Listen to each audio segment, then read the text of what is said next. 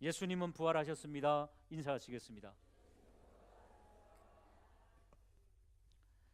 44절 본문 말씀 44절 누가복음 24장 또 이르시되 내가 너희와 함께 있을 때에 너희에게 말한 바 곧 모세의 율법과 선지자의 글과 시편에 누구를 기록한 건요? 예수님을 기록한 거지요. 그러니까 구약 성경 전체가 누구를 증거하고 있습니까?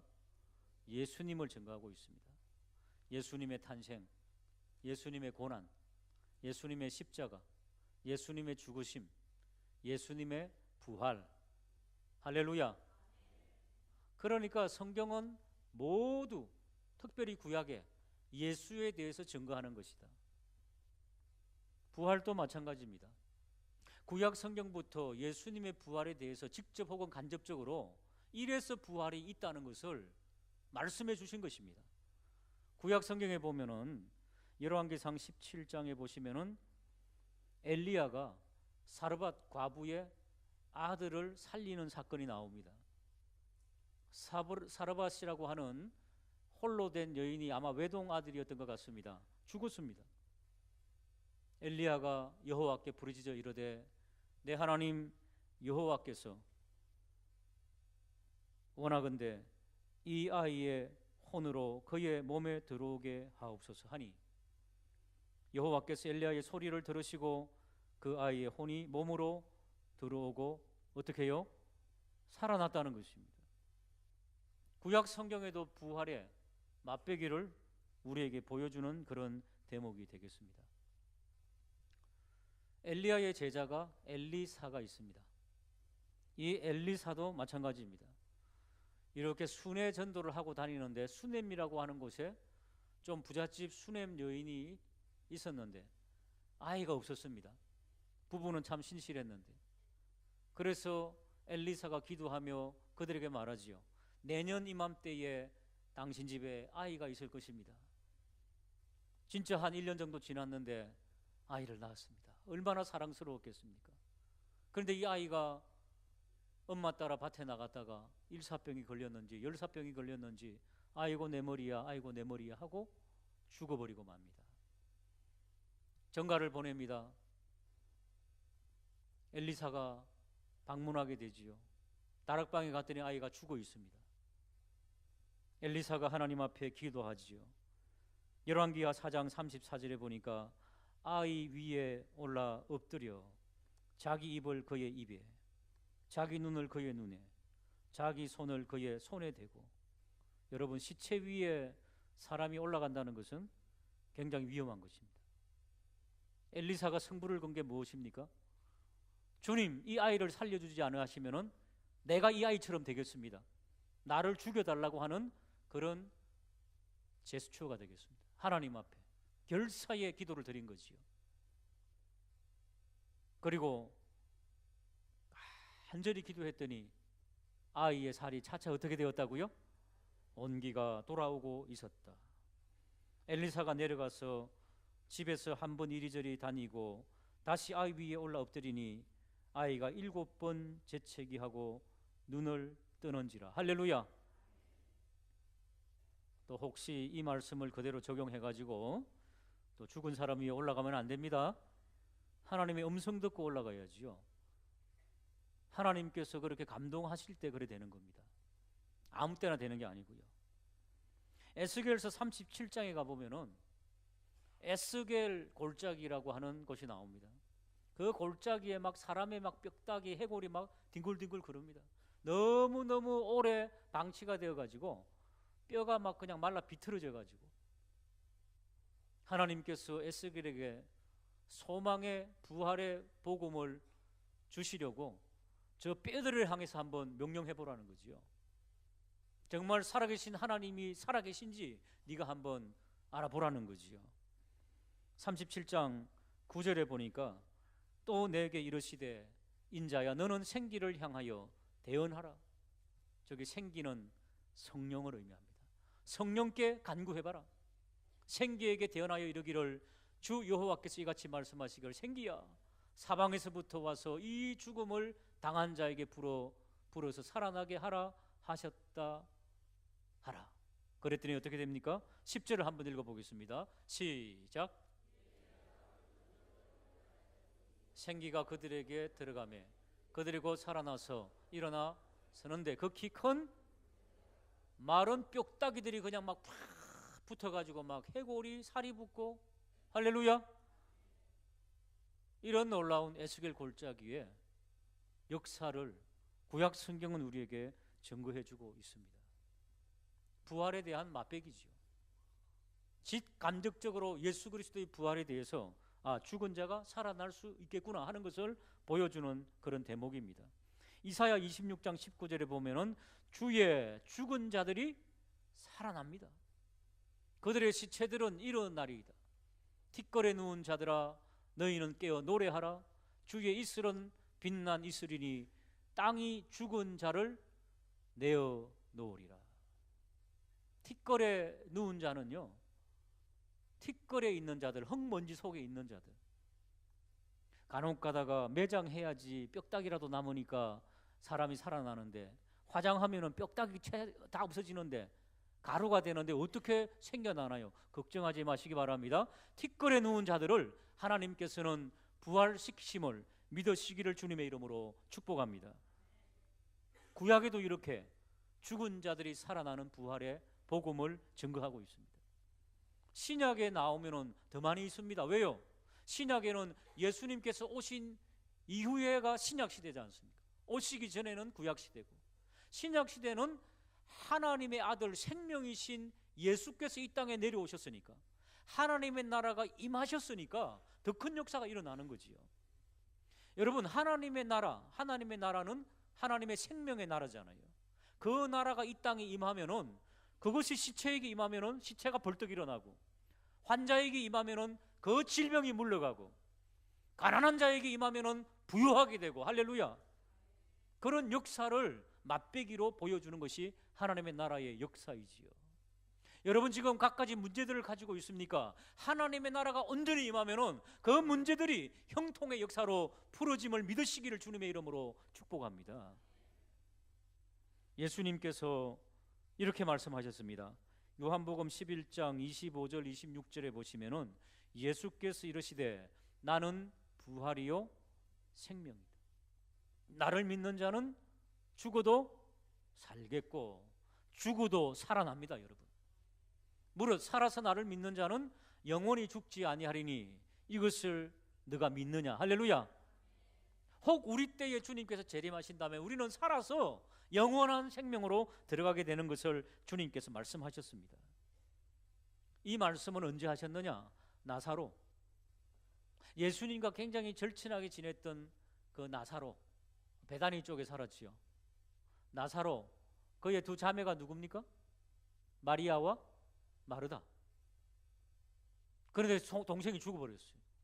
오빠인지 동생인지. 나사로가 죽었어요. 며칠 만에 주님께서 찾아오십니까? 하루, 이틀, 사흘, 나흘 만에. 여러분, 우리 동양도 그렇고 우리 한국도 그렇고 서양도 그렇고 3일 정도는 시신을 가만히 두는 것이 보통 관습이죠. 왜 그렇습니까? 가끔 살아날 때가 있어요. 제가 아는 그 친구 할머니도 병풍 뒤에 있었는데 이틀 만에 야 지금 뭐 하는 거냐 이러가 살아나 버린 거예요. 살은 사람들이 까무러친 거예요. 그냥 그런 경우가 가끔 있죠. 있어요. 그렇기 때문에 3일 동안은 사람이 살 수 있는 가능성, 빠져나갔던 혼이 들어온다 이렇게 생각하기 때문에 3일 동안은 시신을 그대로 보존을 하고 있습니다. 근데 3일 지나면은 이제 가망이 없는 거지요.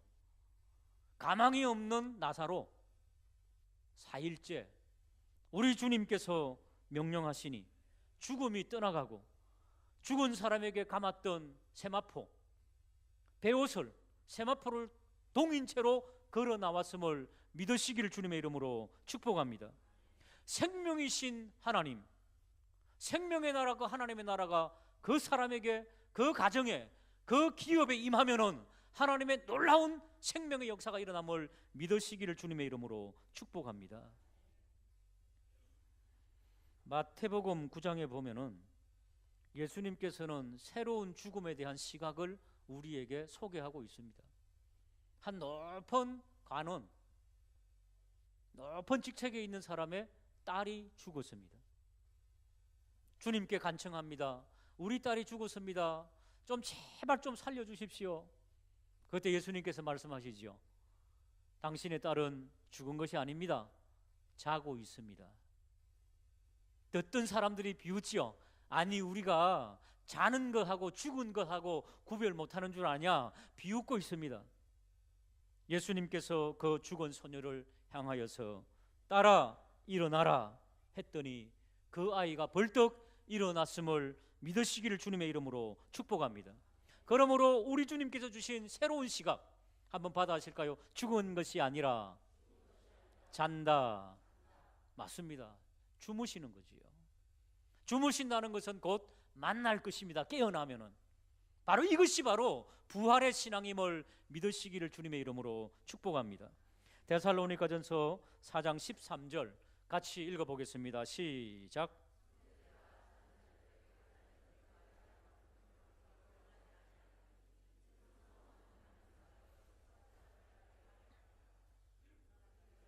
죽으셨다가 다시 살아나심을 믿을진대 이와 같이 예수 안에서 자는 자들도 하나님이 그와 함께 데리고 오시리라. 할렐루야. 어제 결혼식 가느라고 지하철을 타러 가려고 이리 걸어가는데 33세의 나이로 죽은 아들이 있었죠. 우리 교회 우병순 집사님. 하필이면 남편이랑 휠체어, 남편도 투석하고 있습니다. 휠체어 이렇게 하고 남편이 이렇게 쓰다듬고 있더라고요. 얼마나 슬픔이 극한지. 야, 이렇게 주무시다가 자다가 다시 깰 것이라는 이 부활의 복음, 다시 살아남의 복음이 있는데도 막상 그 집사님 부부를 보니까 드릴 말씀이 없더라고요. 이게 바로 인간입니다. 지하철역으로 걸어가면서 주님, 나도 믿음이 없습니다. 집사님 힘내세요. 소망을 가지세요. 곧 만날 겁니다. 이러면서도 내 속에서 너무너무 안 됐잖아요. 막 이런 것들이 막 갈등이. 여러분, 우리 주변에 얼마나 많은 분들이 참 슬프고 애달픈 그런 이별을 하셨습니까? 이 부활의 복음 앞에 우리의 믿음이 더 성장하게 되는 저와 우리 모두가 되기를 주님의 이름으로 축복합니다. 여러분, 반드시 만납니다. 죽은 것이 아니라 잔다는 거지요. 이것이 불신자들하고 다른 점입니다. 이 부활의 새 아침, 이 믿음이 우리에게 넘치기를 주님의 이름으로 축복합니다. 이게 바로 구약과 신약에서 보여주고 있는 부활에 대한, 예수님 부활에 대한 맛배기들입니다. 그러나 예수님 이제 2000여 년 전 오늘 부활하셨지요. 그러면 예수님의 부활과 그 다른 딸아이하고 나사로하고 그리고 수넴 여인의 아들하고 사라밧 과부의 아들하고 살아난 그 사건들과 우리 예수님의 부활과는 무엇이 다를까요? 예수님의 부활은 오늘 장로님 기도하셨죠. 부활에 뭐라 그랬습니까? 기도를 귀담아 들으셔야 됩니다. 따라하시면 부활의 첫 열매. 그러니까 그전에는 열매가 아니라는 거예요. 맛배기지. 예수님이 부활의 첫 열매라는 거죠. 그러니까 첫 번째 부활의 첫 열매. 왜 예수님은 부활의 첫 열매가 되실 수밖에 없을까? 자, 그때 구약시대 때 살아난 사람, 또 나사로, 또 뭐 이 관원의 딸 다 살아났죠. 그런데 그 살아난 사람들은 다시 죽었습니까? 살았습니까? 살았다가 다시 죽었죠. 한번 따라할까? 일시적 부활, 부활의 맛배기. 그러니까 그건 부활의 맛배기였어요. 예수님의 부활을 증거해주는 참고서들이었어. 참고서들. 이거 봐라, 부활이라는 게 있지 하는 것을 보여준 건데, 예수님의 부활은 한번 따라할까? 영원한 부활. 이게 다른 겁니다. 옛날에 죽었다가 살은 사람은 다시 죽어요. 그러나 예수님의 부활은 예수님께서 한번 부활하셨죠. 영원한 생명으로 저 천국에 계심을 믿으시길 주님의 이름으로 축복합니다. 그러니까 우리의 부활이 어떻게 될까요? 우리의 부활은 이제 우리가 죽어서 깨어나면은 영원한 생명으로 들어가게 된다는 거죠. 영생. 영원히 지속된 삶. 누구와? 우리 주 예수 그리스도와 하나님과 함께 그렇게 살게 된다는 거죠. 누구만? 예수 십자가의 보혈로 재용삼을 받고 하나님의 백성된 우리들만. 또 하나, 예수님의 부활이 왜 첫 열매인가? 자, 예수님께서 부활하셨는데 예수님께서 영으로 나타났습니까? 육신으로 나타났습니까? 제자들이 하도 못 믿으니까 오늘 그들에게 음식 좀 갖고 와봐 그러잖아요. 42절에 보니까 이에 구운 생선 한 토막을 드리니 받으사 그 앞에서 어떻게 하셨다요? 잡수셨습니다. 여러분, 사람이 살아나면은 영으로 살아나가지고 못 먹을 것 같죠? 근데 예수님은 드셨어요. 제사 음식이야말로 참 허무맹랑한 거죠.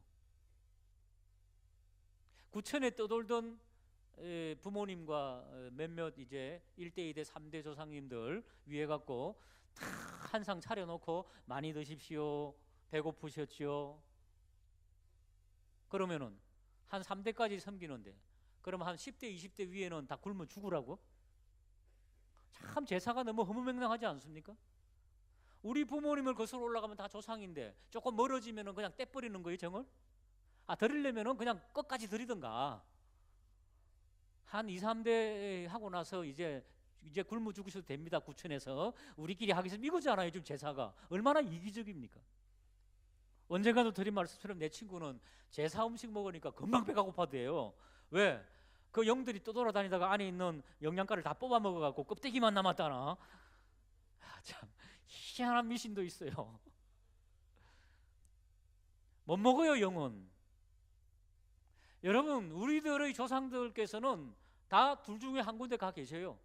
예수님 믿은 사람은 천국에 가 계시고 안 믿은 사람은 말씀하신 대로 지옥에서 지금 형벌을 받고 있는 거 아닙니까? 못 드셔요. 그러나 예수님께서 보여주신 부활은 영의 부활뿐 아니라 영육이 함께 부활함을 믿으시기를 주님의 이름으로 축복합니다. 그런데 우리 육신이 지금 이 벽을 뚫고 들어올 수 있습니까? 없습니까? 없죠. 시간과 공간을 초월할 수 없는 것이 우리 몸입니다. 그런데 예수님께서 이때 제자들에게 나타나시고 하는데요, 제자들이 예수님께서 이제 십자가형을 받고 돌아가신 이후에 제자들이 이제 겁이 나는 거죠. 왜? 두 목이 잡혔으니까 쫄병들도 이제 소탕될 것 아닙니까? 그러니까 다락방에 숨어가고 문을 꽁꽁 잠궈뒀습니다. 그런데 육신을 가지신 예수님께서 벽을 툭 뚫고 툭 들어오는 거예요. 육신인데. 그리고 음식을 드시는 거예요. 예수님께서 부활하신 첫 열매, 우리가 따라서 이제 부활할 터인데 죽고 나면은 그 육신을 가지고 나오는데 그때는 어떻게 된다? 시공간을 초월하는 초월적인 부활체험을 믿으시길 주님의 이름으로 축복합니다. 우리 주님을 따라서 우리도 어떻게 해요? 육신을 가지고 있는데 문이 필요 없어요. 그냥 쑥 들어오는 거예요. 그게 될까? 예수님께서 하셨잖아요. 그걸 뭘 말합니까? 이 세상에 제한되지 아니하는 그런 부활체로. 진짜냐? 그것도 맛배기 나오잖아요. 하루는 변화산상에 올라가서 예수님과 함께 베드로와 야고보와 요한이 올라갔는데 불현듯 딱 보니까 엘리야하고 모세가 탁 내려왔어요. 그게 영일까요? 육신일까요?